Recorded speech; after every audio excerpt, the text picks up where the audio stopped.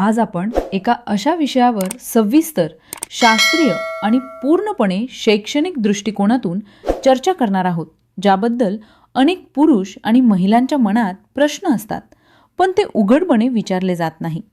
विषय आहे पुरुषांच्या लिंगाची स्वच्छता कशी करावी आणि ती का महत्त्वाची आहे. हा विषय लाजेचा नाही, हा विषय आरोग्याचा आहे.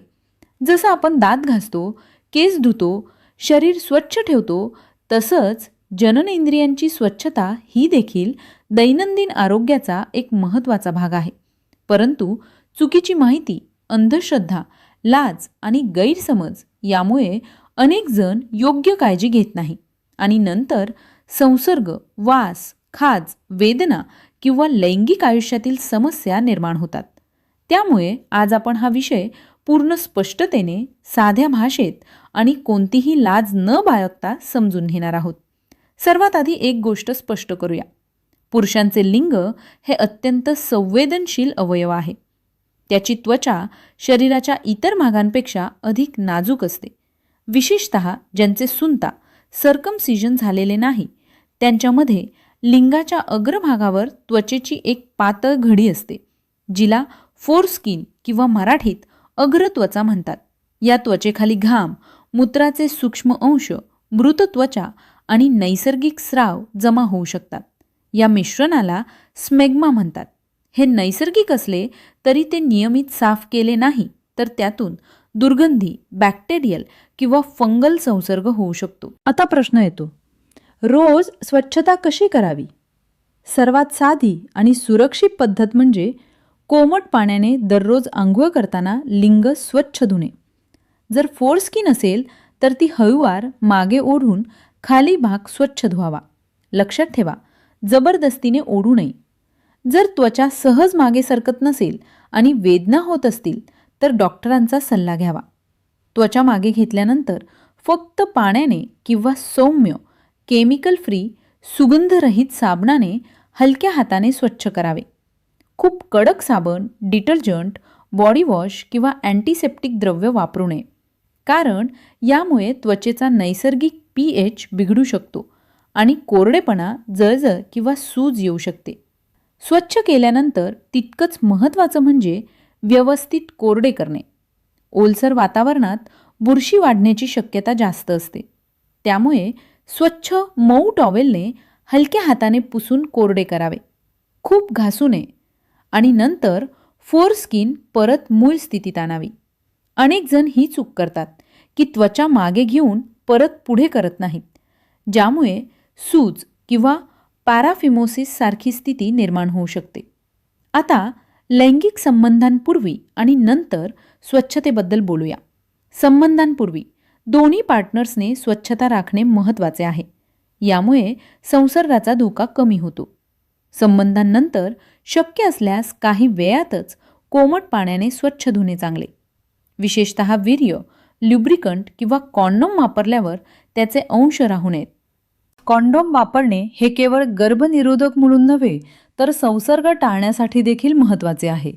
अनेकदा पुरुषांना लिंगाच्या अग्रभागावर लालसरपणा, खाज, जळजळ, पांढरट थर किंवा दुर्गंधी जाणवते. ही बॅलानायटिसची लक्षणे असू शकतात, म्हणजे लिंगाच्या अग्रभागाची सूज किंवा संसर्ग. यामागे स्वच्छतेचा अभाव, मधुमेह, फंगल इन्फेक्शन किंवा असुरक्षित लैंगिक संबंध कारणीभूत असू शकतात.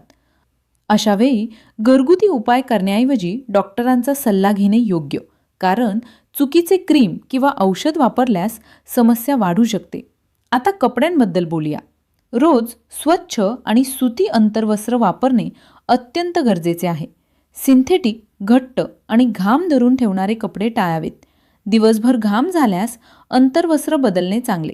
व्यायामानंतर किंवा खेळानंतर शक्य तितक्या लवकर आंघोळ करावी.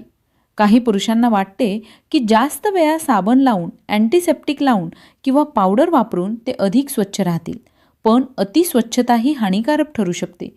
वारंवार केमिकल्स वापरल्याने त्वचा कोरडी, संवेदनशील आणि जखमी होऊ शकते. त्यामुळे संतुलन महत्त्वाचे आहे. रोज साधी सौम्य स्वच्छता पुरेशी असते. लहान मुलांबाबतही पालकांनी योग्य मार्गदर्शन करणे आवश्यक आहे.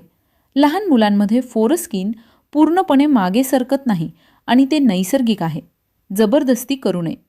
जसजसे वय वाढते तसतसे त्वचा सैल होते. मुलांना किशोरावस्थेत वैयक्तिक स्वच्छतेचे शिक्षण देणे गरजेचे आहे, जेणेकरून पुढील आयुष्यात समस्या उद्भवू नयेत. मधुमेह असलेल्या पुरुषांनी विशेष काळजी घ्यावी, कारण रक्तातील साखर जास्त असल्यास संसर्ग होण्याची शक्यता वाढते. नियमित तपासणी, औषधं आणि स्वच्छता यामुळे धोका कमी होतो. आता एक महत्त्वाचा मुद्दा. वास येणे म्हणजे नेहमीच मोठा रोग असे नसते. कधीकधी दिवसभर घाम, मूत्राचे सूक्ष्म अंश किंवा स्वच्छता न केल्यामुळे हलका वास येऊ शकतो.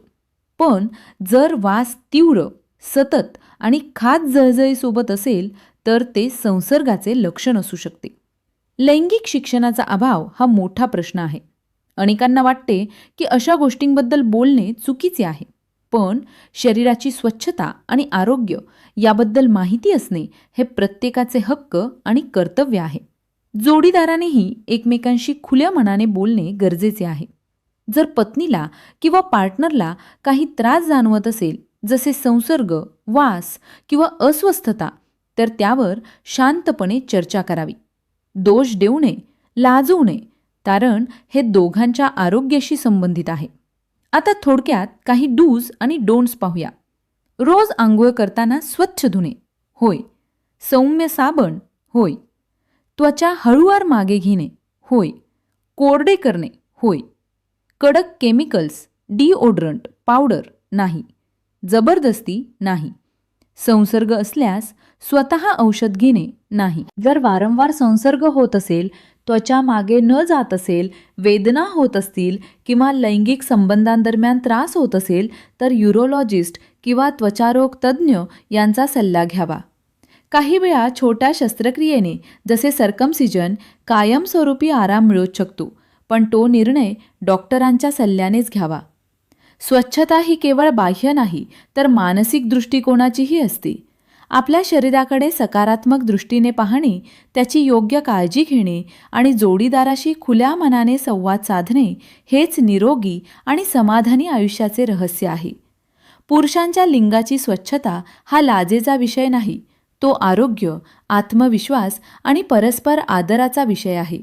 जर आपण आजपासून फक्त 3 गोष्टी पाळल्या, रोज साधी स्वच्छता, स्वच्छ अंतर्वस्त्र आणि कोणतीही समस्या दिसल्यास वेळेवर डॉक्टरांचा सल्ला, तर बहुतेक सामान्य समस्या टाळता येऊच शकतात. आपल्या शरीराची काळजी घ्या, योग्य माहिती घ्या आणि इतरांनाही जागरूक करा, कारण आरोग्य हेच खरे संपत्ती आहे. पुरुषांच्या जननेंद्रियांची स्वच्छता ही लाजेची नाही, तर जबाबदारीची गोष्ट आहे. रोज साधी आणि योग्य स्वच्छता केल्याने संसर्ग, दुर्गंधी आणि इतर समस्या टाळता येतात. शरीराची काळजी घेणे म्हणजे स्वतःचा आणि जोडीदाराचा आदर करणे होय. कोणतीही अस्वस्थता, खाज, जळजळ किंवा वेदना जाणवल्यास डॉक्टरांचा सल्ला घ्यायला अजिबात संकोच करू नका. योग्य माहिती, स्वच्छ सवयी आणि खुला संवाद यामुळेच निरोगी आणि आनंदी वैवाहिक जीवन शक्य होते. आरोग्य जपा, जागरूक रहा आणि इतरांनाही योग्य शिक्षण द्या.